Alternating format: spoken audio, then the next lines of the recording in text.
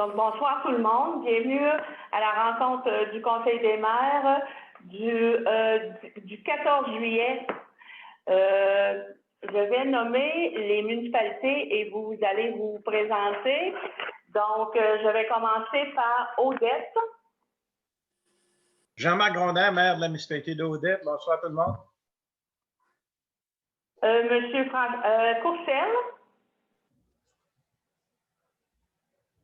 Francis Bélanger, maire de Courcelles, bienvenue à tous. Frontenac. Gaby Gendron, maire de Frontenac. Lac-Drolet. Michel Ouellette, maire de Lac-Drolet, bonsoir. Lac-Mégantic.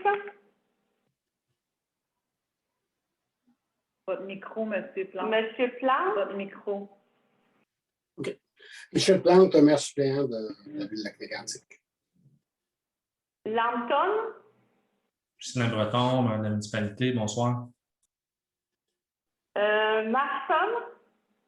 Claude Roy, maire de Marston. Bonsoir. Milan. Claude Bergeron, maire, bonsoir tout le monde. Le maire de Nantes est absent. Notre-Dame-des-Bois. Micheline Robert, mairesse, bonsoir. Léopolis est absent. Saint-Augustin de Woburn. Bonsoir, Guy Brousseau, maire. Sainte-Cécile. Diane Turgeon, mairesse. Saint-Ludger. Bernard Terrien, maire. Salut. Saint-Robert-Bellarmine. Daniel Lassance, maire, bonsoir. Saint-Romain. Bonsoir tout le monde, Jean-Luc Filion, maire de la municipalité. Saint-Sébastien.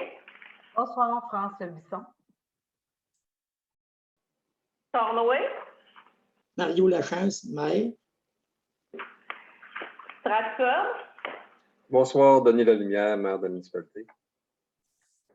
Valracine. Pierre Brosseau, maire, bonsoir. Donc, vous avez reçu l'ordre du jour. Ah, j'oublie toujours ceux qui travaillent avec nous autres. Hein. Vous allez m'en vouloir un jour. On a Patrice Gagné à l'aménagement, on a Sophie Bourassa à l'environnement, on a Sarah, assistante au greffe, et Sonia, DG de la MRC.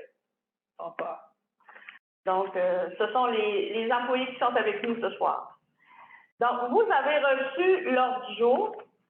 Il n'y a pas de modification à l'ordre du jour. Est-ce que vous avez... Oui. Il y en a?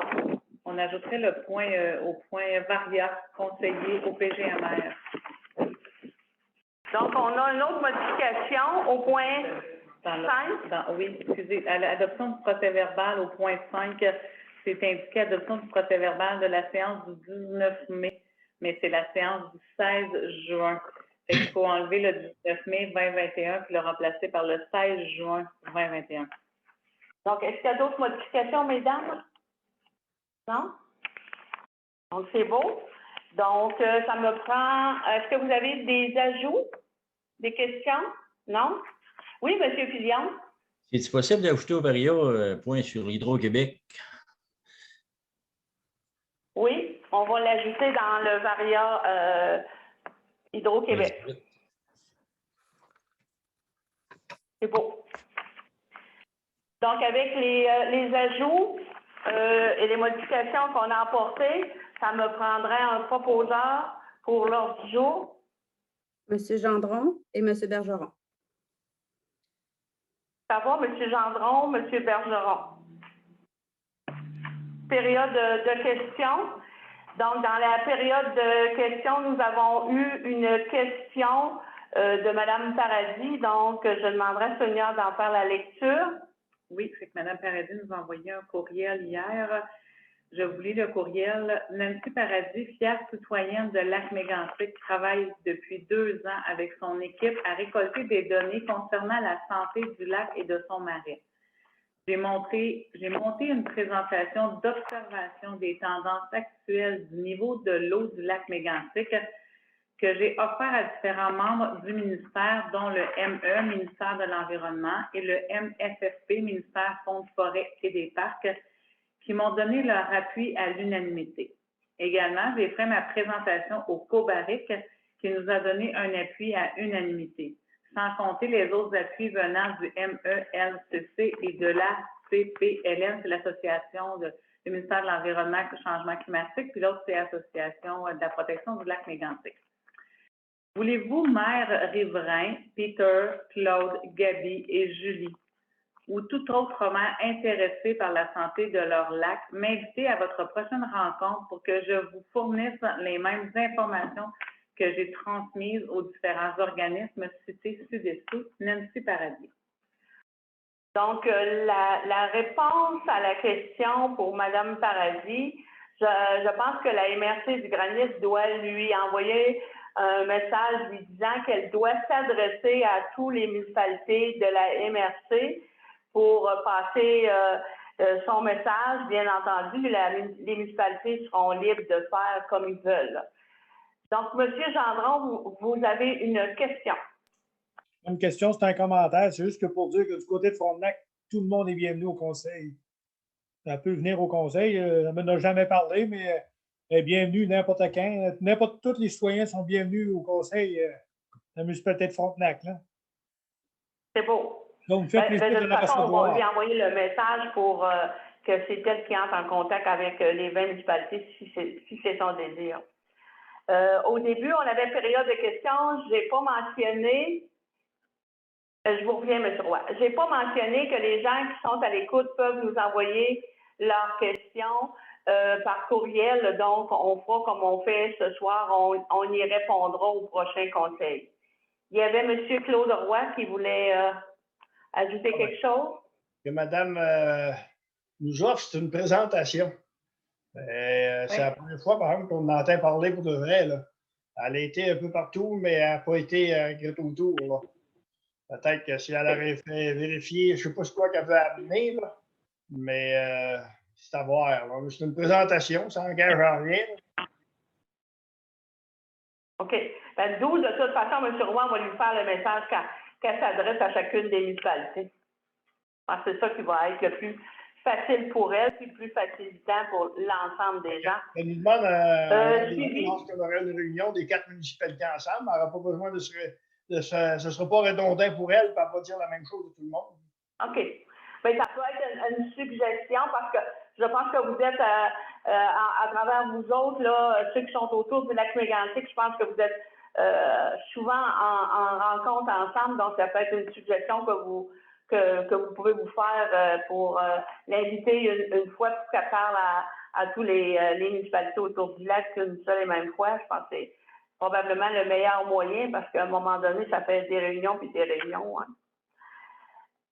C'est bon. Le point 4, suivi des réunions et du courrier.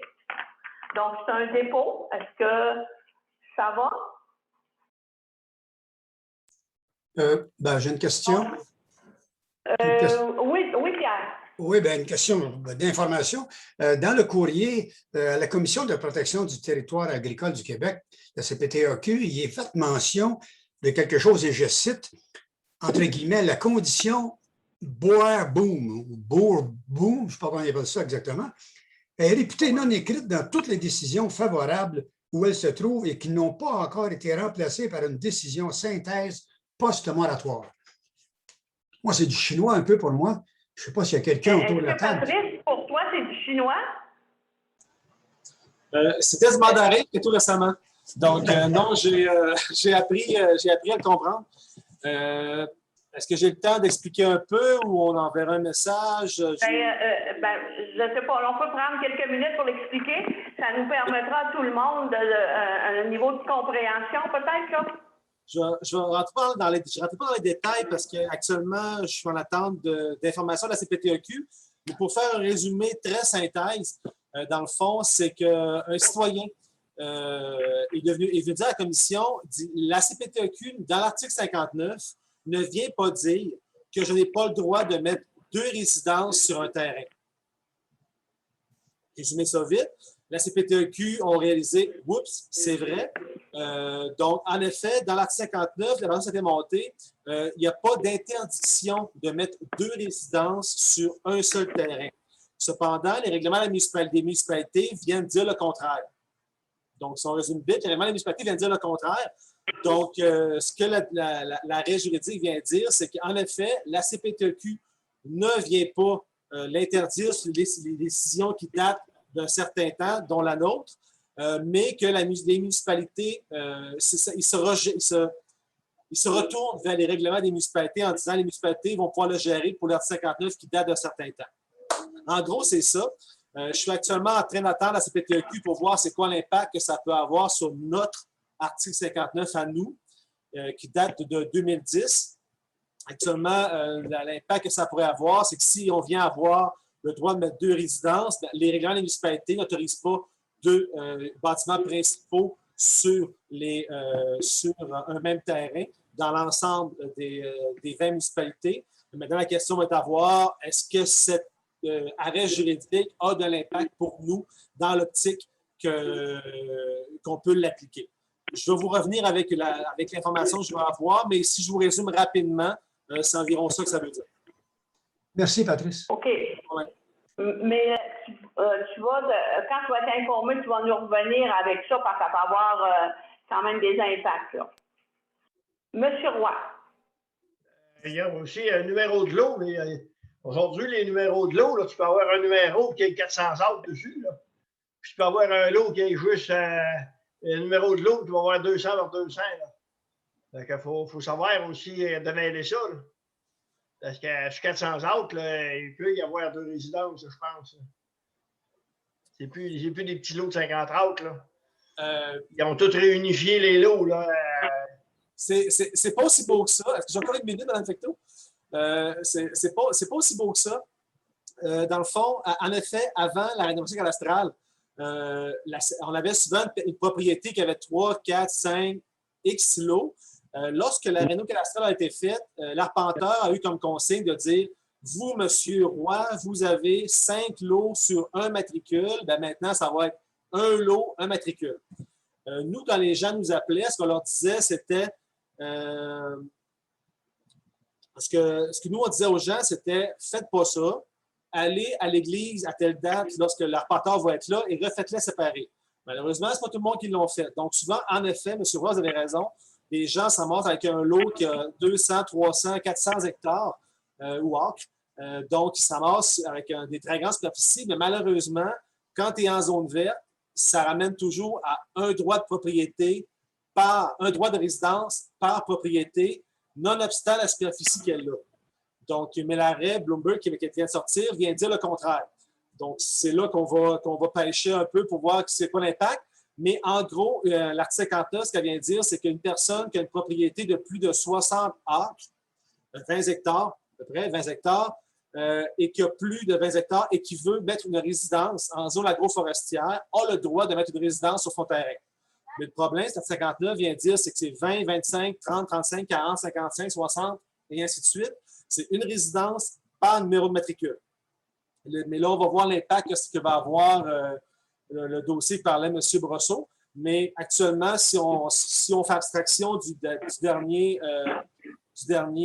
jugement qui a été rendu, ce qui vient d'être dit, c'est que ce qui était avant la norme qu'on avait, c'était une propriété en zone verte de plus de 20 hectares égale une maison. Une propriété de 20 hectares en zone agricole, une maison. Donc, c'est comme ça que ça fonctionnait. Mais en effet, je suis d'accord avec vous, il y a des gens qui avaient avant des propriétés très grandes, avec 4-5 lots, 3, 4, 5 lots, et qui se ramassent maintenant avec un lot et un matricule. Et ces personnes-là, malheureusement, peu importe la grosseur de la superficie de propriété, sont pris avec une propriété de très grande superficie qui auront beaucoup de difficultés à faire séparer dans l'avenir avec une demande à la commission. Donc, Patrice, encore du travail à faire. Couple de minutes. Non, mais c'est sûr que ça, dans les prochaines années, ces choses-là, ça va être important qu'on rende ça plus clair parce que quand on va refaire notre article, on va demander l'eau dans l'article 59, bien là, on sera en mesure de savoir comment est géré là, ce que la CPTAQ dit, là, probablement. Là. Exact. C'est beau, merci. Pas de problème. Mais est-ce que vous me permettez une petite parenthèse, une mini-parenthèse, excusez-moi. Dans les nouveaux articles 59, les anciennes considérations, ils vont maintenant mettre un petit article qui dit à partir d'aujourd'hui, cet élément-là ne s'applique plus. C'est plus pour les articles 59 qui datent de quelques années, dont la nôtre. Et maintenant, dans les articles 59 prochains, la CPTI ont fait, ils ont passé.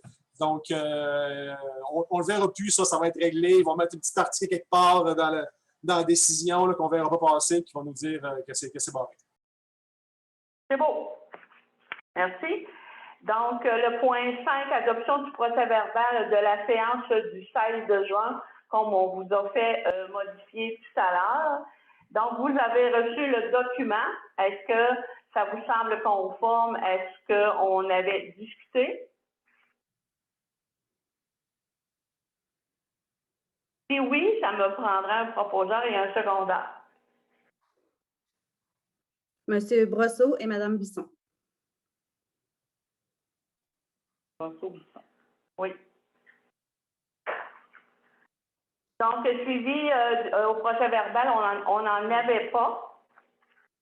Donc, vous avez reçu hier ou aujourd'hui un bon coup de la municipalité de Courcelles au sujet de l'espace au riz du temps. Très beau projet. Nous, MRC du Granit et SDEG, on est allés et on a vu on a constaté que c'est un très beau projet. Il y avait deux personnes, entre autres, là, M. Saint-Pierre et M. Toupin, là, qui nous ont parlé de l'histoire, là, et il était très, très bon. Mais ce qu'il faut que je rajoute à ça, cette nouvelle-là, c'est que la MRC du Granit, via le SDE, via le Fonds de développement des territoires, nous, on a participé à deux projets dans ça, un projet de 2017-18 et un projet de 2019-2020 et deux projets aussi au niveau du volet de la culture. Donc, ça représente plus de 85 000 $ qu'on a participé pour ce très beau projet que je vous encourage à aller voir. C'est beau? Merci. Le point 8.1, rapport d'activité du comité PDGEDA. Nous avons eu un comité PDGEDA le 16 juin. Donc, on a parlé du plan d'action, des actions à mettre en branle immédiatement, là, ce qui veut dire durant l'été. On a les différentes actions, on a 16 actions au niveau du plan. Il y en a quelques-unes qui ont été priorisées pour qu'on y travaille cet été. Aussi, on est en train de valider le répertoire des agriculteurs. Ça, sûrement, l'UPA, l'UMAPAC, toutes ces organisations-là, ils ont ces répertoires-là qu'on pense plus à jour que qu'est-ce qu'on peut avoir, nous, à la MRC. On parlait des possibilités de terre dans la MRC du Granit en respectant le ciel étoilé. Il y a une possibilité aussi de rencontre à l'automne, en septembre, là, avec les agriculteurs. Là, il n'y a pas rien de défini présentement. On est toujours, quand on parle du volet forestier, c'est sûr que nous, la MRC du Granit, il y a quand même beaucoup de bois et il y a quand même beaucoup de bois qui se coupe pour approvisionner nos moulins à scie parce qu'on a quand même nos industries, là, l'industrie du sciage, c'est une industrie très importante, puis on a des entreprises qui travaillent avec le bois de la MRC. Là, je vais m'attarder aux membres du comité du PDGEDA.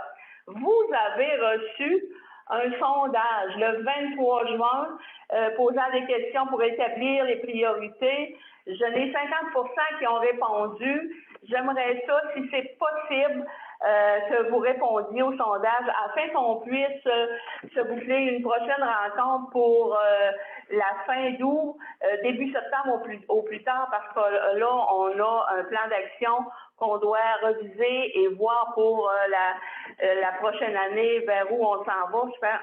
C'est Mme Isabelle Rioux qui vous avait envoyé le courriel avec le sondage. Si vous avez de la difficulté à répondre au sondage, vous pouvez téléphoner à Mme Isabelle, puis elle sera en mesure de vous aider à compléter le sondage.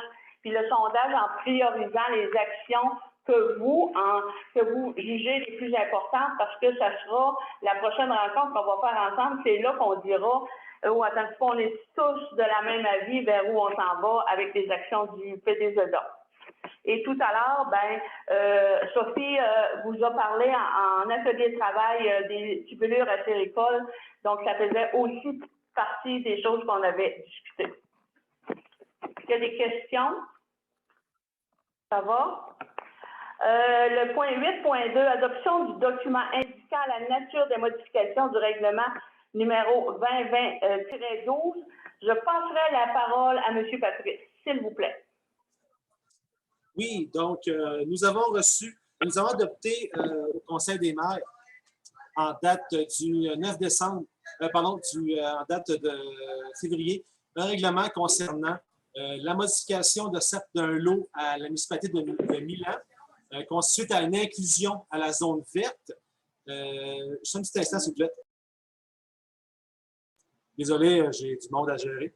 Et suite à la décision de la CPTEQ, donc nous avons reçu le 15 juin la décision favorable du MAMACH concernant la modification du règlement. Donc, le document qu'on adopte ce soir, c'est les modifications que devront apporter la municipalité de Milan suite à l'acceptation du MAMACH de la modification du schéma d'aménagement qui vient inclure le lot 4 501 250 à la zone verte. Donc, nous enverrons à l'Université de Milan dans les prochains jours ou semaines la modification réglementaire qu'ils auront besoin d'apporter à leur règlement d'urbanisme. Est-ce qu'on a des questions? Monsieur Bergeron. Monsieur Bergeron? Oui, j'ai une question. Est-ce que vous avez une question, Monsieur Bergeron? Ben oui. On parle-tu du même dossier de 2015 dans ce résolution-là ou dans ce commentaire-là, règlement-là? Non, c'est règlement 2018. En effet, votre inspecteur m'a appelé pour un dossier de 2015, mais qui est réglé depuis 2016. Donc, je ne sais pas d'où vient le 2015, mais la modification qui arrive actuellement provient de 2018. Donc, on est encore dans les délais légaux prévus par la loi. Parce que ce que j'ai entendu, moi, la version que j'ai entendue, c'est que la madame est encore au bout de rien, là, puis ça fait depuis 2015 qu'elle a fait sa demande. Puis, moi, il me semble qu'on avait discuté dans un des conseils des maires. Ça avait été adopté. Puis, je n'ai pas eu d'autres nouvelles là-dessus. C'est pour ça que j'ai sonné à la cloche aujourd'hui, là, et on m'a répondu que tout était correct. La modification, en effet, votre inspecteur m'a appelé sur le sujet ce matin. J'ai parlé avec lui concernant la modification de 2015. Je crois qu'il y a un quiproquo parce que, madame, en effet, les propriétaires ont fait plusieurs inclusions au cours des dernières années. Elle, 2015, visait d'autres lots et je vous confirme qu'elle est rentrée en vigueur en juin 2016 et que tout est conforme. La CPTQ l'a eu et les règlements sont modifiés. Celle qu'on vient de passer actuellement, c'est la dernière inclusion qui a été faite tout récemment par les propriétaires. Donc, on est encore dans les délais légaux. Donc, si tout est correct en ce qui concerne ça. Elle de 2015 a été faite en 2016, c'est réglé depuis plusieurs années.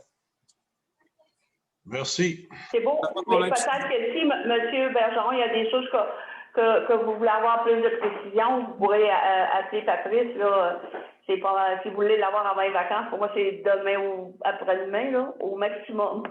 Vous avez mon email et mon téléphone dans mes mails tout le temps, mais j'allais vous prendre mon email au pire. Mais en effet, votre inspecteur, je crois qu'il y a un quiproquo sur les lots parce qu'ils ont eu beaucoup de lots modifiés au cours des dernières années d'inclusion de la zone verte par les propriétaires. Il y en a eu quand même passablement. Donc, je crois que c'était juste un quiproquo, c'est le numéro de lot. Parce que dans le fond, l'email qu'on avait reçu visait le numéro de lot actuel mais il parlait de la modification de 2015. Puis 2015, ce n'est pas ces lots-là, c'est d'autres lots. Donc, je crois que c'est juste un très grand nombre de lots versus un très grand nombre de modifications qui s'entremêlaient, mais je vous confirme qu'on est à jour dans les délais légaux et qu'on suit la procédure normale. C'est beau? Donc, ça me prendrait un proposeur et un secondaire pour cette proposition-là. Monsieur Ouellet? Pour l'adoption de ce document? Monsieur Ouellet et Monsieur Roy. Monsieur Ouellet et Monsieur Roy. Donc, le 8.3, avis de conformité du ministère, règlement de contrôle intérimaire sur le ciel, la protection du ciel étoilé. Est-ce que c'est toi qui le dis, Patrice? C'est pour informer que le MAMACH et les autres ministères ont approuvé le règlement sur la modification des normes en lien avec la pollution lumineuse qui est rentrée en vigueur. On a reçu l'avis le 15 juin, donc c'est un point d'information pour vous dire que c'est rentré en vigueur. On va procéder à une petite modification à la demande du MAPAC prochainement, mais on va en discuter prochainement avec le CCA. Mais on a une petite demande de modification du MAPAC, de précision du MAPAC. On va en discuter avec le CCA prochainement. Mais juste pour vous dire que tout est rentré en vigueur, donc on va l'envoyer à vos inspecteurs et pour l'informer que c'est rentré en force. Ça va, donc les quelques précisions avec l'UPA, ça ne changera rien dans le règlement. Le règlement, le RCI. C'est beau. C'est un point d'information. On avait, ensuite de ça, environnement, bon coût. Est-ce qu'on avait les bons coûts? On n'en avait pas en environnement. Le point 9.2, renouvellement de l'entente de récupération Frontenac. Tout à l'heure, M. Roy, est-ce que vous aviez une question en rapport à ce qu'on vient de finir? Je ne vous avais pas vu. Votre micro, M. Roy. Votre micro, M. Roy. M. Roy, votre micro, on ne vous entend pas. Ça va aller mieux comme ça. OK, ça va aller mieux. C'est sûr. On a mis en opération vendredi dernier la station de lavage au point de la 161 et de la route 203 au rond-point à l'entrée de la ville. OK, c'est ça votre bon coup, c'est ça que vous vouliez dire. OK, bon, ben bravo. Là, on était rendu à 9.2. 9.2. Sophie, la récupération Frontenac. Donc, vous avez reçu la résolution. Est-ce qu'il y a des questions sur la résolution? Ça va? C'est aux explications de tout à l'heure. Vous êtes prêts à proposer cette résolution? Il faut juste s'assurer que la proposition, là, ce qu'on dit, c'est qu'on demande au MAMACH de pouvoir signer une entente de gré à gré avec Récupération Frontenac. On a besoin d'avoir un proposeur et un appuyeur d'une municipalité qui participe à l'entente avec la MRC. Donc, M. Grondin et M. Brousseau. C'est beau. Le 9.3, autorisation de la signature de l'entente avec Récupération Frontenac.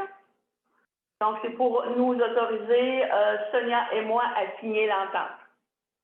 Une fois que le MAMACH va l'avoir autorisé. Oui, une fois que oui. Est-ce qu'on a un proposeur? Donc, M. Roy et M. Lalumière. Non, M. Lalumière, vous ne pouvez pas. Donc, M. Gendron. C'est beau. Le 9.4, autorisation de signature de l'entente avec récupération. Non, c'est pas vrai. Le 9.4, mise en œuvre du projet récupération de tubulure en collaboration avec Agri-Récup. Oui. Même chose, tantôt, on a eu les explications. Je demanderai à Sophie juste de faire un petit résumé pour les gens qui nous écoutent. Juste un mini résumé là, pour les gens qui vont nous écouter pour qu'ils comprennent le projet Agri-Récup, là, parce que c'est un projet qu'on veut que tout le monde entende parler et qu'on ait le plus de participation possible. Oui, donc tout à fait. Donc, pour résumer, Agri-Récup, c'est un organisme sans but lucratif qui a pour objectif de valoriser les déchets agricoles. dont entre autres le plastique agricole. Donc, nous valorisons déjà les emballages de foin. Nous voulons dorénavant valoriser donc la tubulure acéricole. Donc, le partenariat consiste à avoir de l'aide d'Agri-Récup pour la mise en place du projet et Agri-Récup s'engage à payer les frais de récupération de la tubulure jusqu'en mars 2022. Donc, les acériculteurs de la région vont pouvoir aller porter leur tubulure gratuitement chez AIM, là, anciennement SLM. Et on va être en attente d'une subvention là, après mars 2022 pour poursuivre le projet. Et on parle d'une phase, de discuter d'une phase 2 du projet là, à la fin de cette année ou au début de l'année prochaine là, pour avoir des dépôts satellites là, le plus près possible des acériculteurs. Donc, la résolution de ce soir, c'est en fait pour appuyer la démarche avec Agri-Récup dans la récupération de la tubulure et aussi pour mandater le comité de travail pour s'assurer du bon déroulement du mandat et de la suite du projet. Est-ce qu'il y a des questions? Madame Jean. C'est pour le proposer. Ah, parce que tu avais une question? C'est pour le proposer. Ah, OK. Et un secondaire? Donc, M. Jeannot Lachance. Jeannot. Le point 9.5, résolution d'appui du tonnage ICI, c'est une résolution que vous avez reçue. C'est une résolution qui circule partout, là? Oui, dans le fond, est-ce que vous avez besoin d'informations?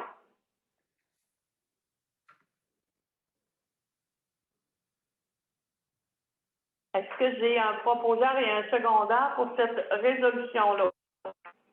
Au niveau du tonnage ICI. M. Plante et M. Lalumière.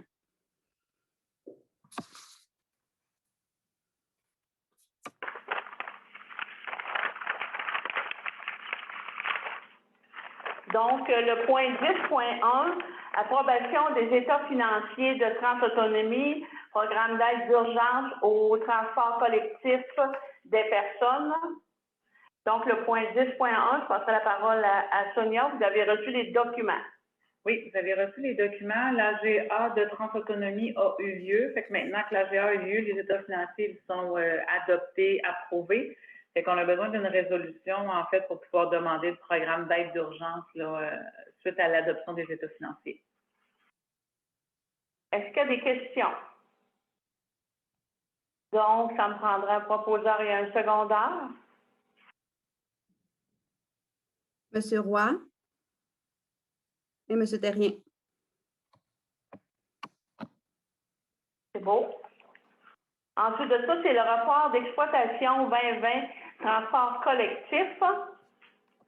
Oui, effectivement, on vous a envoyé le rapport.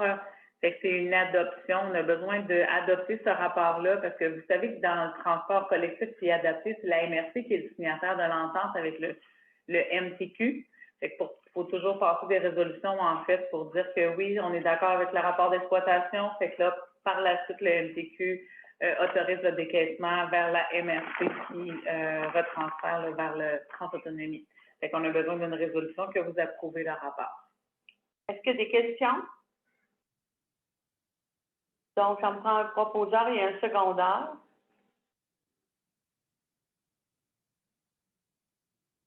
M. Ouellet et M. Gendron. Merci.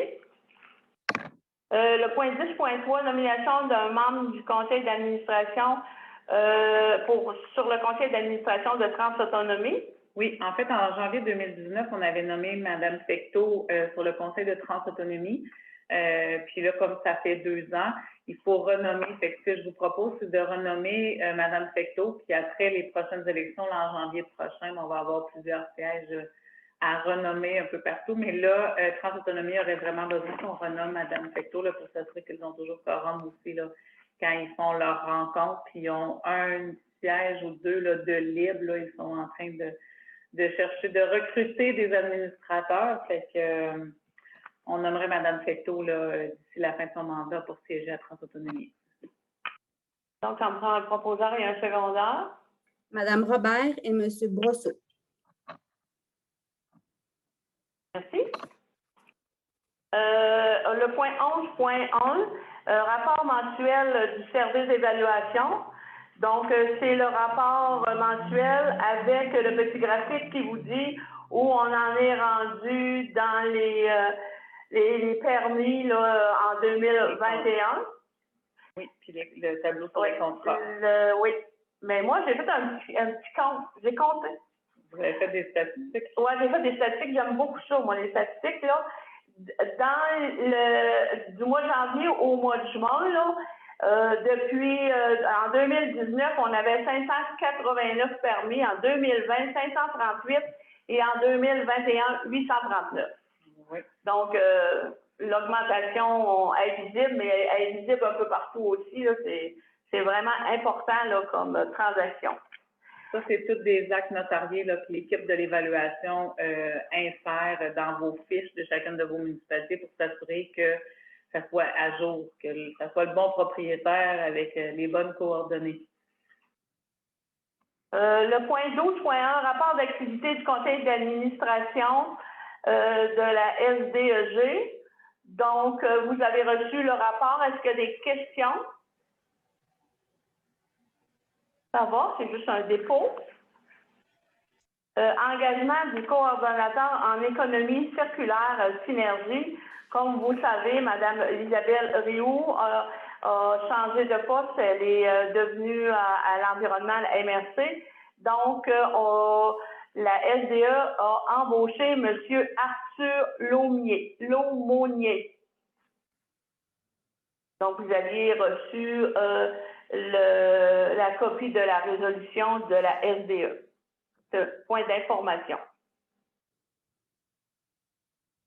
Le 12.3, engagement de la coordonnatrice Accès Entreprise Québec adjoint et adjoint à la SDE. Il s'agit de Mme Stéphanie Gosselin qui va entrer en poste le 14 ou le 16 août. OK, je ne me souvenais pas, là. Si j'avais regardé sur mon autre feuille, j'aurais dit, là. C'est un point d'information, ça aussi. Le rapport d'activité du comité consultatif loisirs. France, est-ce qu'on avait des choses à dire à part de la subvention des jardins? Non, il n'y a pas eu de rencontre. Par contre, vous avez dû recevoir 2 communications pour les camps de jour là, sur les évaluations qui se font lors des visites des responsables. Il y a eu aussi la semaine dernière la première rencontre d'information sur le réseau bleu-blanc-vert, plein air bleu-blanc-vert. Je suis venue pour dire bleu-blanc-rouge, mais non, c'est bleu-blanc-vert. Il va y avoir après ça les rencontres pour le réseau plein air bleu. Ils vont se dérouler là, en 3 activités différentes. Les municipalités qui ont de l'intérêt peuvent s'inscrire. C'est Patricia Carrier qui va lancer les invitations. Je ne sais pas s'il y a des questions sur les rapports ou si c'est correct, parce qu'on avait fait des expérimentations les 2 premières années. On s'était fait dire, il arrive tard les rapports. Puis là, ben, dès la première semaine, vous avez eu une première communication, puis la deuxième communication est rentrée là, au début de la semaine. Fait que ça, je pense que c'est une belle façon de suivi avec le conseil, avec les maires de chaque municipalité. C'est beau, merci. Le 12.5, partenariat territorial avec le Conseil des arts et des lettres du Québec, comme nous, on appelle ça le CALC. Donc, on a une résolution pour collaborer, une résolution du SDEG pour une participation de 5 000 $ pour collaborer au partenariat au niveau du CALC. Le CALC, c'est l'organisation au niveau de l'art des lettres et du Québec, ce qui nous permet à des artistes qu'on a dans notre MRC, qui sont des artistes reconnus, de pouvoir déposer dans des projets où ils peuvent avoir des sous pour aller plus loin dans leur projet. Donc, nous, on est à la MRC du Granit via la SDE, on est à notre 3e année de collaboration et on a eu à l'intérieur de la MRC du Granit des artistes là, qui ont eu de l'argent pour leur aider dans le genre là. Puis je pense que, bon, pas je pense, on est persuadé que le 5 000 a donné beaucoup plus que 5 000 par année à des gens qui ont eu la chance d'y participer. Mais c'est important qu'on s'entende, c'est des artistes qui font partie du réseau des artistes, là. Moi, demain matin, Marielle, je ne peux pas appliquer sur ça parce que je ne suis pas un artiste reconnu, là. Mais c'est ça le principe. Mais ça, c'est une demande qu'il faut que vous vous rappeliez. Quand la CRE a fermé, c'était eux qui géraient ça, ces demandes-là. Et il y a 3 ans, les artistes sont venus nous voir et ont dit que ça n'a pas de bon sens que nous, dans la MRC du Granit, on ne puisse pas déposer des demandes dans le cadre de ces subventions-là. C'est pour ça qu'on a collaboré pour le 5 000 cette année. L'an prochain, il y aura une autre entente. Puis là, il faudra valider de quelle façon qu'on travaille avec ça. Est-ce qu'il y a des questions? C'est beau, merci. Oui, ça me prendrait un proposeur et un secondaire pour adhérer à l'entente. Est-ce que j'ai un proposeur et un secondaire? Madame Bisson et Madame Robert. Merci. Donc, développement social, rapport d'activité du comité Vigisanté qui a eu lieu vendredi dernier, le 9 juillet. Est-ce qu'il y a des questions? Vous avez reçu le rapport? Est-ce que vous avez des questions? Non? Il y a peut-être une bonne nouvelle dans tout ça là, qui va se concrétiser. Là. Je pense que c'est important. Là. Le projet d'agrandissement du CHSLD, là, débuté à l'été 2022, là, c'est demain matin. Là.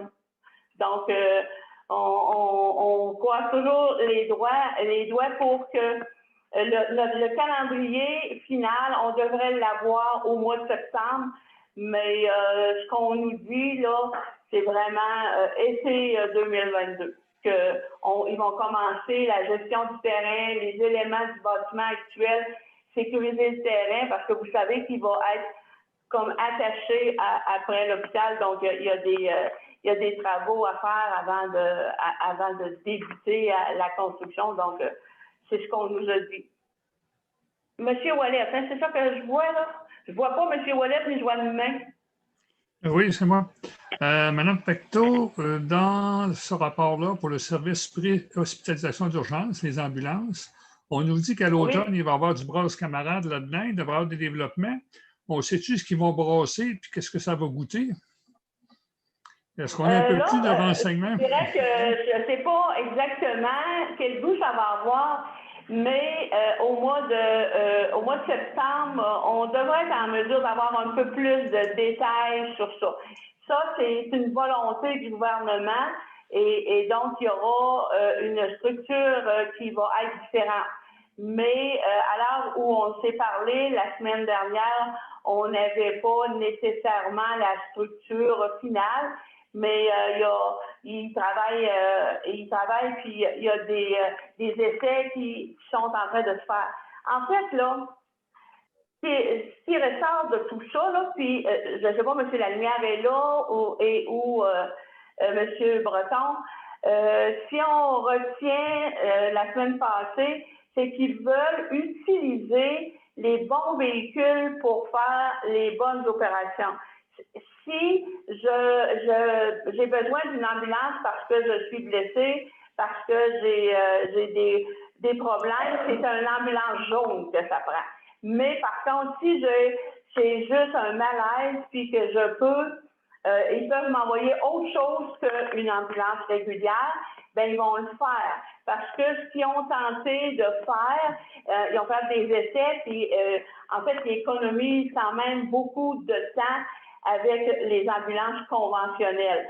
C'est un peu ça que j'ai retenu, mais je ne dis pas qu'il y a d'autres choses. Je vais laisser la parole à M. Lalimière qui a sûrement d'autres détails à nous ajouter.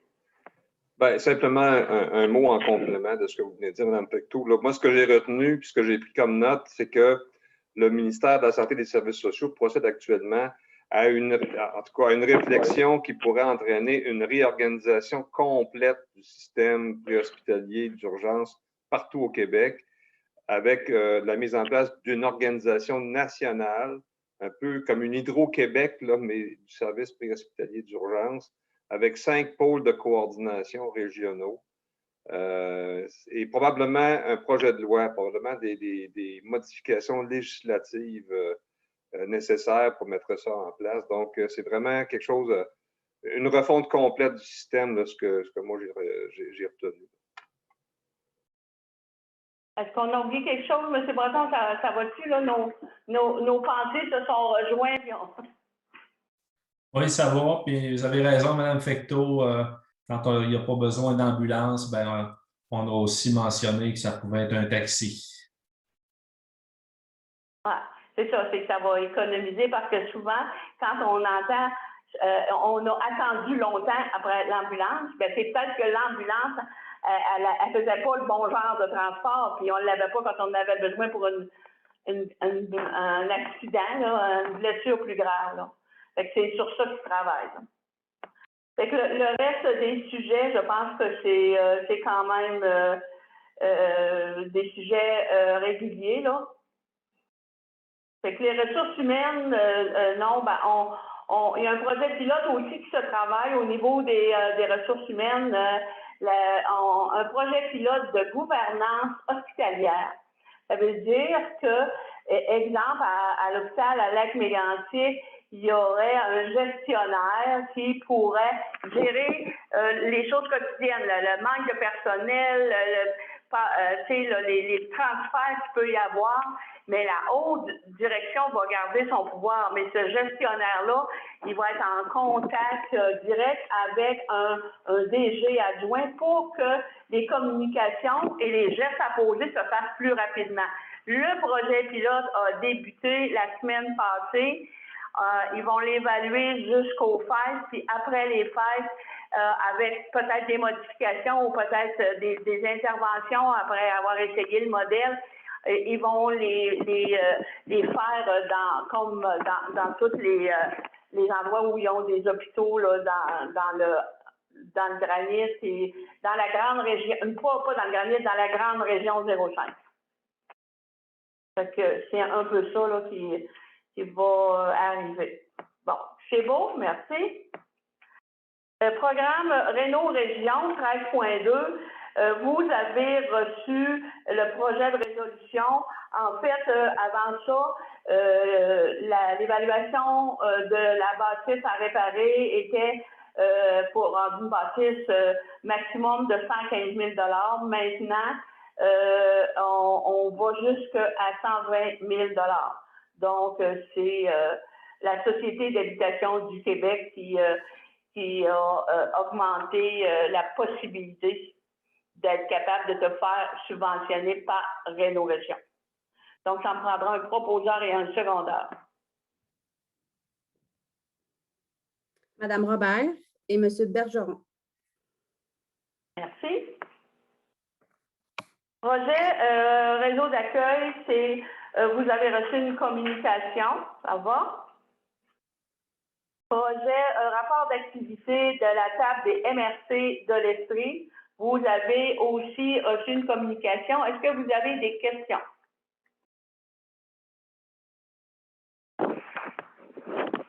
Ça va? Donc, le point 14.3, demande de regroupement Brome-Missisquoi, Haute-Yamaska, le projet de changement de nom de la région. Ben, vous avez entendu la semaine dernière les nouvelles que la fusion est faite. Donc, nous, ce soir, on doit quand même prendre une résolution. Vous aviez les énoncés, c'est quoi les avantages et puis tout ça. Est-ce que vous avez des questions sur les énoncés là, suite à la proposition qui nous avait été faite par le ministère? Oui, M. Brosseau? Oui, bien, j'ai vu dans le communiqué de presse du MAMACH, de même, je crois, dans une autre communication, qui était pour y avoir une consultation publique sur le fait de changer de nom ou pas. C'est-à-dire que ce n'est pas nécessairement Canton de l'Est qui va être pris là, comme dénomination du nouveau regroupement, mais ça va être soumis à la population, Estrie ou Canton de l'Est. C'est juste. Oui, ça, on a reçu ce communiqué-là. On a reçu ce communiqué-là la semaine passée. Je ne pourrais pas vous dire c'est vendredi ou quelque chose comme ça. C'est après quand il a annoncé. Après l'annonce officielle de l'inclusion des 2 MRC en territoire estrien, il a annoncé qu'il y aurait une consultation pour le changement de nom parce qu'au départ, le ministre avait demandé au MRC de se prononcer sur le changement de nom également. Donc, vous avez reçu le projet de résolution. Est-ce que vous avez des questions? Est-ce que j'ai un proposeur et un secondaire pour cette résolution-là? Monsieur Lalumière et Monsieur Bergeron. Monsieur Bergeron, c'est beau, merci. Après ça, on serait rendu le 14.4, l'intention de participer à l'entente sectorielle de développement en matière d'égalité entre les femmes et les hommes. C'est un peu ce que Mme Gaudier nous a parlé tout à l'heure. Puis vous avez vu, là, on vous envoyait différents documents qui ont été faits dans la première mouture, je dirais, de l'entente. Ce que je veux ajouter aussi, c'est que le ministère, il donne des sous, puis il doit avoir une contribution autre, comme dans toutes les subventions qu'on va chercher. La contribution pour la MRC du granit qu'on vous recommande, en fait, c'est une contribution de 6 000 $ sur 2 ans. Dans la dernière entente, on était moins de MRC. Là, normalement, toutes les MRC de l'Estrie adhèrent. Là, avec les 2 nouvelles MRC, je ne sais pas trop comment on va gérer dans cette entente-là, là. Mais ce qu'on vous proposerait, c'est d'aller pour un montant de 6 000 $.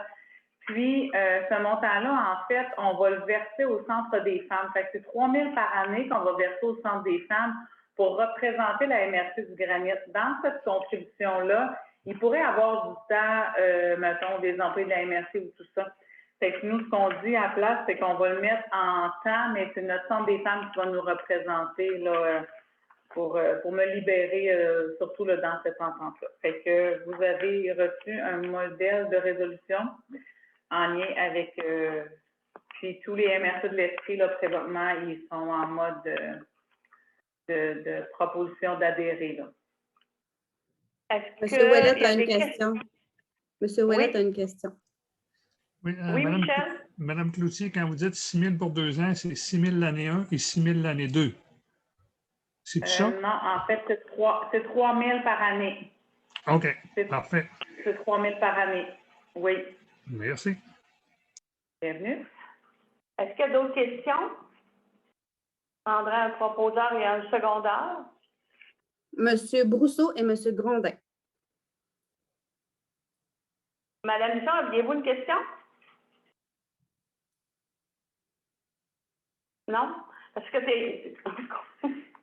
Mais ce soir, là, l'écran voyage tellement vite que je se promène. Je sais pas. M'excuse, Mme Fecteau, je voulais seulement proposer, mais je suis pas assez rapide. Moi, la haute vitesse, 2022. La connexion à basse vitesse, c'est ça qui est. Le 14.5, suivi de la planification stratégique. Oui, vous avez vu, on a déployé la planification stratégique. On a fait des outils de communication aussi là, qui s'en viennent. Puis présentement, là, chacun des responsables, incluant l'équipe de la SDEG, sont en mode de préparation d'action à mettre dans le plan d'action. On doit préparer un plan d'action, fait que ça prend des actions pour mettre en œuvre ce plan d'action-là. Fait que tous les responsables et la SDEG là, sont en mode de préparation de ces actions-là pour les prochaines semaines encore. Mais moi, je la trouve spécialement belle, cette carte-là. Oui, hein? Vraiment, là, tu sais, des fois, puis ce que je pense qu'on devrait faire, puis ben là, je ne serai pas là, mais quand on va reprendre un nouveau conseil là, en 2021, en novembre, décembre, là, parce que les gens, là, je fais partie de tel secteur dans la MRC du Granit, c'est toujours compliqué, là. C'est quoi mon secteur, tout ça? Mais avec celle-là, les couleurs. qu'on a dans, je ne sais pas qui l'a reçu, là, c'est exactement. Raphaël qui nous l'a fait, puis on l'a, avec Véronique. Hein. Mais gardons-les, puis présentons-les au futur conseil pour que ce soit plus facile de comprendre dans quel secteur je suis, là. Oui, avec les couleurs. Hein. Mais je ne voulais pas vendre rien, là. Je voulais juste dire que c'était beau. Bon, on est pas mal fiers de notre document de présentation aussi, là. L'équipe de communication, Véronique a travaillé fort. Donc, je serai ici dans les comptes à payer. Vous avez reçu la liste des comptes à payer. On n'a pas eu de questions? Non, aucune question. Ça vous va?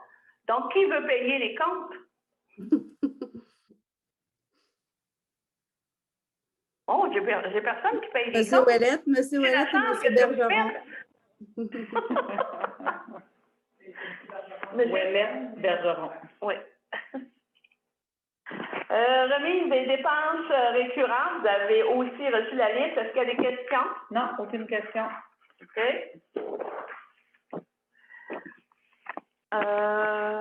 Appel d'offres des services professionnels de la MRC du Granit, auditeur externe. Oui, en fait, c'est notre firme de vérificateur comptable. Fait qu'on est présentement à finaliser le devis d'appel d'offres. Vous avez vu, on a reçu une résolution de SDEG pour nous demander de les inclure dans l'appel d'offres. On avait aussi une demande qui, là, on va l'ajouter, là, d'énergie du granit pour également les inclure aussi dans l'appel d'offres. Fait que l'appel d'offres va partir dès le retour des vacances de Mme Champoux la semaine du 2 août. Fait que l'appel d'offres va être mis en ligne là, sur le site du SEAO. Fait que ce soir aussi, on vous demande l'autorisation de mettre ça sur le site du SEAO. Avec les 3 organisations, ce qu'on demande aussi, c'est un contrat de 3 ans avec une possibilité de prolongation de 2 ans supplémentaires. Fait que c'est sûr là, que là, pour le 3 ans, on estime là, que les coûts vont... on a besoin d'aller sur le SEAO. Là, vous connaissez les paramètres, le SEAO 105 000 et plus.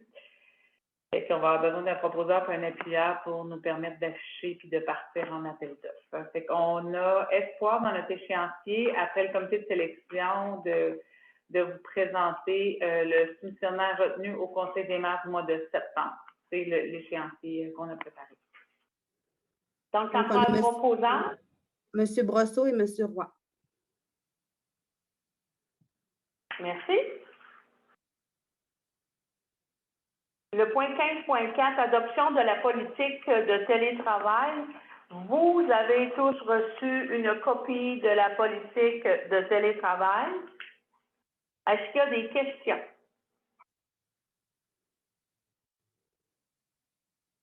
Non? Vous avez aussi reçu le projet de résolution.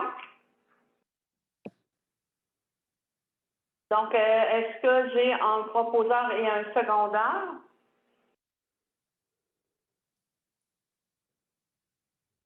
Donc, Mme Bisson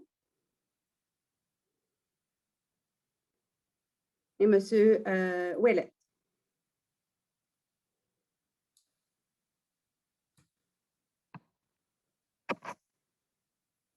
Le point 15.5, le manuel des employés de la MRC et de la SDE, le projet de résolution, vous l'avez aussi reçu.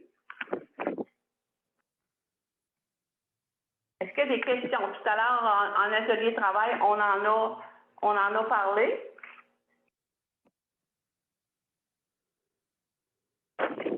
qu'on est prêt à faire une proposition?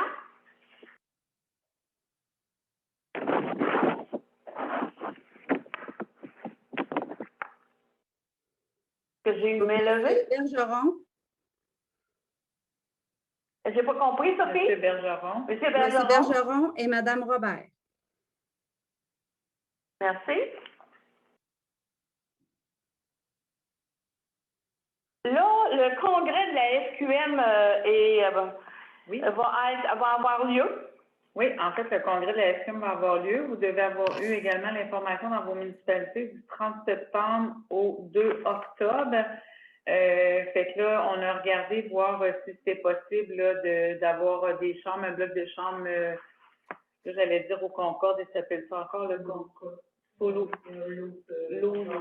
Concorde, on va l'appeler le Concorde. Puis, il est possible d'avoir des chambres et les tarifs, ils sont vraiment beaucoup réduits par rapport à ce qu'on avait l'habitude de payer.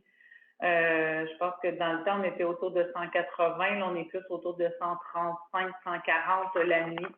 Fait que c'est quand même un tarif plus avantageux. Fait que j'aurais besoin de savoir, là, à main levée comme ça, je sais qu'on est dans une année d'élection, c'est difficile, mais il y a combien de municipalités qui pensent être là? Parce que là, je pourrais réserver un premier bloc de chambres, puis on va vous revenir plus tard, là, avec un peu plus de confirmation. Mais à main levée, est-ce que vous voulez me dire si votre municipalité a intérêt à... ou on vous envoie un petit courriel, puis vous nous répondez tous par courriel rapidement avant les cours? Oui, c'est ça. Fait que vous avez une bonne idée parce qu'il y a un maximum de chambres qu'on peut annuler, là. Fait que M. Terrien, une fois. M. Terrien est en Saint-Ludger, là. Bon, OK, une fois. Odette, 2. Saint-Robert, 3. Oui. Est-ce que les autres, vous voulez consulter? M. Roy, il y a une même levée, lui. M. Roy, 4. Pour Saint-Robert, 2 chambres. Pour Saint-Robert, 2 chambres. Saint-Robert, 2 chambres, 5 chambres. Frontenac, 1 chambre, 2 chambres. 1 chambre. Il vient de dire 1. Fait que là, je suis à 6 chambres à peu près. Moi, je ne suis pas vraiment au courant pour ce qui est de la ville de Lac-Mégantic. C'est Mme Morin qui est ça. ça. Non, la ville de Lac-Mégantic, M. Plante est avec l'UMQ. Fait que normalement, elle ne vient pas à la FQM. Vous autres, c'est l'Union des municipalités du Québec. C'est parfait de poser la question. Je m'en excuse. Monsieur, est-ce que vous m'avez dit 4 chambres ou 1 chambre pour Martin? Monsieur Roy, Martin, quand vous m'avez fait 2 chambres. OK. Fait que je suis à peu près à 7 chambres. Est-ce qu'il y en a qui veulent faire des vérifications puis me renvoyer un petit coucou par courriel pour me dire que ça valerait une vérification, M. Lalimière? OK, parfait. Fait qu'on va vous envoyer un petit courriel pour vous demander à peu près, là, fait qu'on a une bonne idée, là. Sonia, une question pour moi. Est-ce que la date, mettons quand on va revenir, là, 2 semaines plus tard, ou 2 semaines plus tard, est-ce qu'il va être trop tard? Vous voulez dire? Bien là, le monde s'en va en vacances, on est fermé 2 semaines. Oui. Là, après ça, on est proche du mois d'août, là. Puis, bien, c'est sûr que là, c'est tous les MRC qui vont se dépêcher à réserver. C'est ça l'enjeu. Ouais, puis là, surtout avec le tarif qu'ils nous ont sorti, qui est vraiment plus bas que les hôtels Jarreau, ben, on va vérifier avec eux, là, puis on va faire une première réservation qui est à rajouter des chambres. Là. On va en mettre un peu moins, puis on en ajoutera si c'est possible après les vacances. Monsieur Lachance, avez-vous une réservation? On a Courcelle aussi qui nous dit qu'il va. Ça serait juste un commentaire. Non, oui. Les autres, pour moi, c'est sûr qu'on ne participera pas, là. Mais je trouve qu'ils n'ont pas choisi une date. C'est le 2 octobre. Les mises en candidature finissent le 1er octobre. Et en fait, ils finissent le 1er octobre, les mises en candidature. Vous avez raison. C'est du 29 la au date 2. limite des mises en candidature. Ouais. Je trouve la date est quand même. Mais les gens sont encore élus là, pour ceux qui se représentent. Puis, parce qu'il y a des fois, mettons, la dernière journée, tu peux changer de siège comme représenter le maire ou c'est comme s'il est parti au congrès, il peut pas. Je trouve que la date est quand même pas bien choisie, là, mais c'est juste un commentaire pour. Oui, ils nous ont envoyé un courriel là-dessus. Là. La Fédération québécoise des municipalités a envoyé un courriel là-dessus. Là. Oui, c'est ça. Mais je pense qu'il n'y avait pas beaucoup de choix de date pour le centre des congrès. OK, merci. Ça va? Est-ce qu'il y a d'autres questions? Moi, j'en ai une. Oui, monsieur, là, je parle à Jean-Marc, si je ne me trompe pas. Oui, Oui, c'est ça. oui, Jean-Marc. On parle du congrès qui commence le jeudi le 30, mais est-ce qu'on peut avoir des chambres à partir du mercredi soir ou c'est ça? Oui, on va vous envoyer le courriel pour vous demander si c'est à partir du mercredi la chambre. Si vous la voulez mercredi, jeudi, vendredi ou jeudi, vendredi. On va vous envoyer un petit courriel.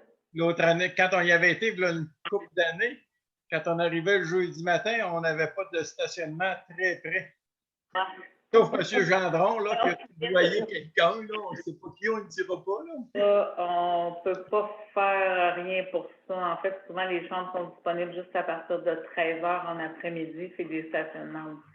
Ouais, puis les stationnements, c'est une autre compagnie que la compagnie d'hôtel. Dans le temps que c'était la même compagnie que la compagnie d'hôtel, ça allait bien, ils se parlaient, eux autres, là, mais là, ils ne se parlent plus parce que c'est une autre compagnie qui fait les stationnements. Effectivement.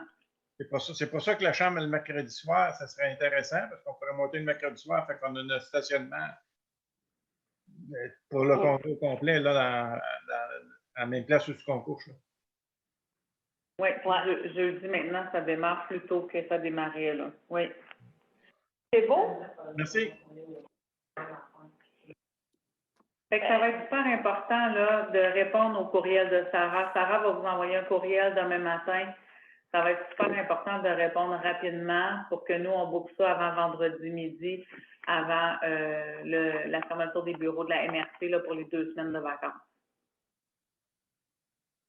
C'est beau? Oui, merci. Donc, la séance du Conseil des maires du mois d'août, elle est le 18 août. Oui.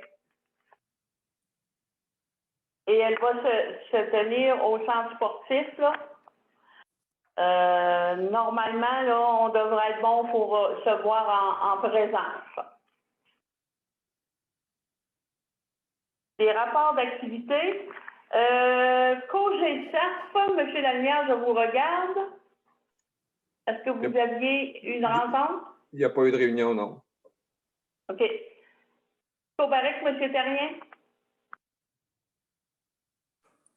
Oui, on a eu une rencontre, je pense que c'est la semaine passée. Ce qui a jasé pas mal fort, c'est qu'au niveau de l'environnement, Cobarec, ça fait 26 ans que le comité existe. Mais là, l'environnement, eux autres, là, ils veulent que quand il y a un problème en quelque part, là, que ce soit eux autres qui décident si c'est un problème, puis que ce soit eux autres qui décident quelle manière qu'ils vont résoudre le problème. Fait que là, Cobarec, ils ne sont pas trop enchantés de ça. Là. Fait que là, eux autres, ils veulent faire des pressions au niveau du ministère de l'Environnement pour à un moment donné qu'ils se laquent la badale un peu, eux autres, là. Je ne sais pas comment ça va finir, cette histoire-là, mais Cobarec n'était pas trop content de ça parce qu'ils disent qu'il y a une expertise, ça fait 26 ans. Fait que moi, j'ai dit à l'environnement, vous êtes quand même assez brillants, vous autres. Quand le bon Dieu se couche, vous autres, vous vous levez. Fait que de même, vous allez tout régler des problèmes, puis on n'aura pas de problème. Mais là, je ne sais pas ce que ça va faire parce qu'il y avait des maires de ce bord-là. Là, qui n'étaient pas trop contents du ministère de l'Environnement. Là. Moi, je vois Samuel Poutre, je vais en parler, là, pour voir ce qui se passe avec eux autres. Là. En tout cas, ça va être... C'est bon. On va attendre que les gens se parlent et puis on reviendra avec comment ça va se passer réellement. Merci. Oui. La table d'harmonisation du Parc national du Mont-Mégantic, non, n'a pas eu de rencontre. Le Parc national de Frontenac, elle était à l'autre mois, vous vous en souvenez, je vous en ai parlé. La ressourcerie, c'était l'AGA de la ressourcerie hier soir. Donc, la ressourcerie, malgré son 3 mois de fermeture, a quand même fait une bonne année. Une année les ventes étaient moins élevées que l'année passée, mais il reste que ça a quand même bien été. C'est sûr que la ressourcerie revient toujours avec un peu le même problème. Tu sais, les gens, ils vont de plus en plus porter toutes sortes de choses à la ressourcerie, mais je pense que c'est important qu'on travaille avec eux autres et qu'on essaie de trouver des solutions pour pas que les gens, parce qu'en fait, les gens qui vont porter toutes sortes de choses à la ressourcerie, le tonnage, finalement, il y a quelqu'un qui est obligé de le payer, ce tonnage-là, parce que si c'est des poubelles, bien, les poubelles, c'est du tonnage, mais c'est très, très difficile d'empêcher les gens d'y aller parce qu'ils vont quand il fait noir et ils vont quand ils savent qu'il n'y a pas de monde, là. Mais en tout cas, cette problématique-là, on la vit de plus en plus depuis le COVID parce que les gens ont eu le temps de faire du ménage puis ont eu le temps de vider ce que ça faisait longtemps qu'ils n'avaient pas eu le temps de regarder. Puis là, puis aussi, les gens, il arrive, des nouvelles personnes qui arrivent, l'autre, dès qu'ils ont acheté la maison, il reste du stock dedans, on veut s'en débarrasser. Tu sais, c'est tous ces facteurs-là là, qui influencent le tonnage qui se retrouve dans la cour de la ressourcerie. Mais quand même, c'est un projet avec lequel je pense que c'est important qu'on continue à contribuer parce que on a des bons résultats, puis notre clientèle qui va là, c'est important pour eux autres d'aller à la ressourcerie, puis je pense que c'est important de garder ce service-là. Est-ce qu'il y avait des choses, Sophie, que je n'ai pas dit, que j'aurais dû dire? Non, vous avez fait le tour, Mme Fecteau. C'est beau. L'Université des Appalaches, je vous en ai parlé la dernière fois, mais ce que je peux vous dire, c'est qu'il y aura un nouveau gestionnaire à l'Université des Appalaches parce que Mme Caroline, qui était là, est devenue la gestionnaire du cégep. Caroline Bouchard est devenue la gestionnaire du cégep Beauce-Appalaches. Donc, il va y avoir un transfert de personnes. Comité MRC RICEM, je regarde Pierre, je regarde... Oui, des réunions.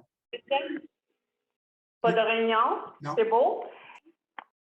Comité 2025, j'aurais regardé Julie. Mais en fait, moi, ce que je pourrais dire, c'est qu'il y a eu une conférence de presse la semaine dernière. Il y a 2 semaines. Il y a 2 semaines. Ouais. Puis, on avait fourni beaucoup de données à, je vais l'appeler Doc Gélina, là, à Bernard Gélina. Puis, au comité des plus 25 des données là, sur toutes les transactions immobilières, puis sur les différents projets qui se passent dans chacune des MRC.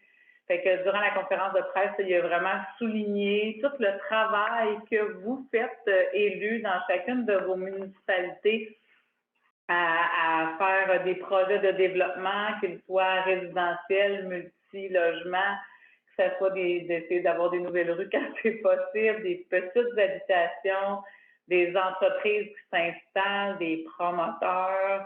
Fait qu'il a vraiment souligné là, tout le travail qui est fait, les politiques aussi que vous faites pour les nouveaux arrivants ou les politiques aînés, les politiques pour les étudiants, ces choses-là.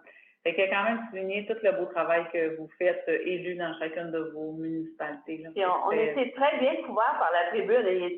Oui, on avait un journaliste de la tribune, puis il a vraiment posé les bonnes questions.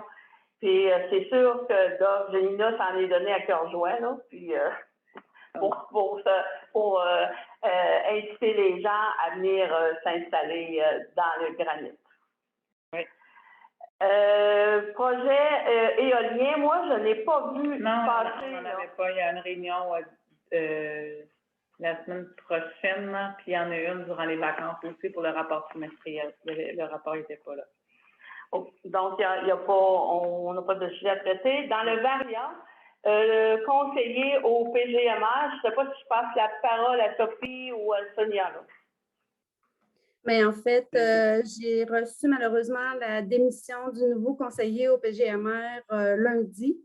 Donc, ce soir, c'est pour vous aviser que l'affichage de poste qu'on avait fait pour l'embaucher va être republié, en fait, à partir de demain, là, dans tous les médias, là, l'Écho de Frontenac, les universités et tout, pour trouver une nouvelle personne. Donc, c'est beau. Monsieur Filion, vous m'avez posé la question Hydro-Québec.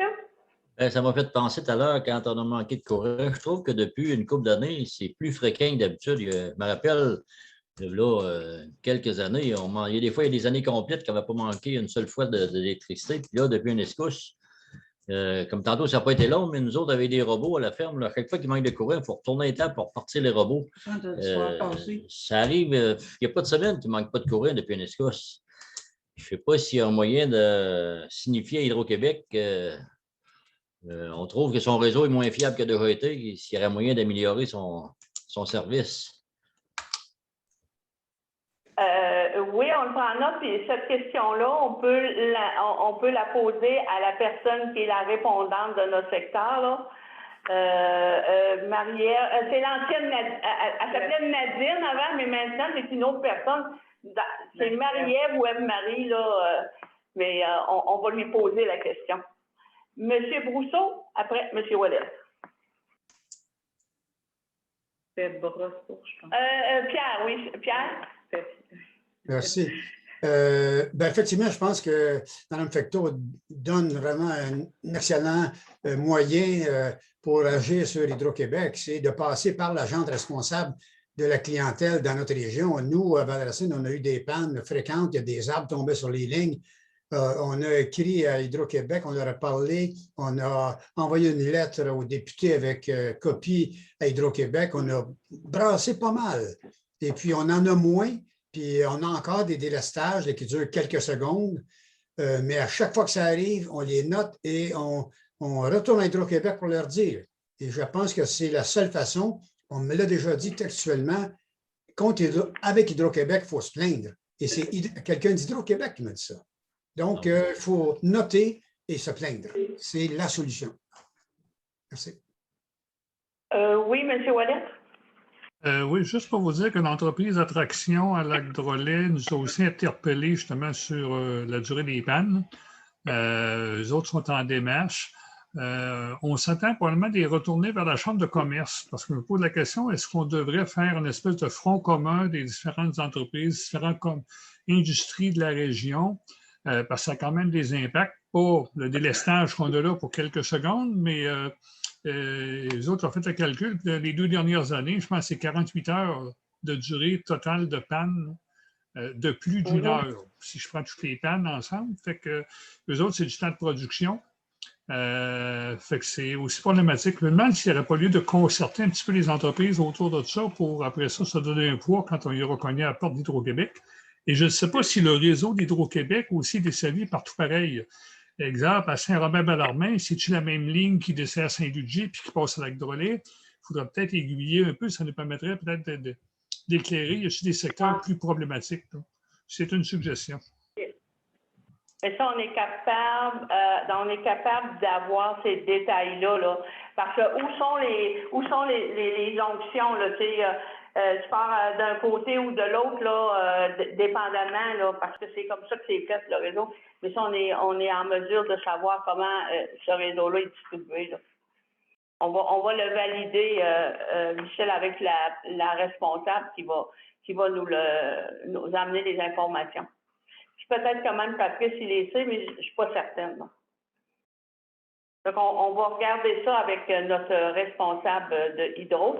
Puis, ton idée, Michel, de faire front commun au niveau là, de la fréquence des pannes, puis ce que ça cause à l'industrie, ce que ça cause, comme M. Fillon vient de dire, lui, dans son étape, c'est un problème, puis je suis sûre qu'à travers tout le reste, il y en a d'autres problèmes, là, parce que les industries qui arrêtent, des fois, c'est plus compliqué à repartir là, dans certains genres d'industries.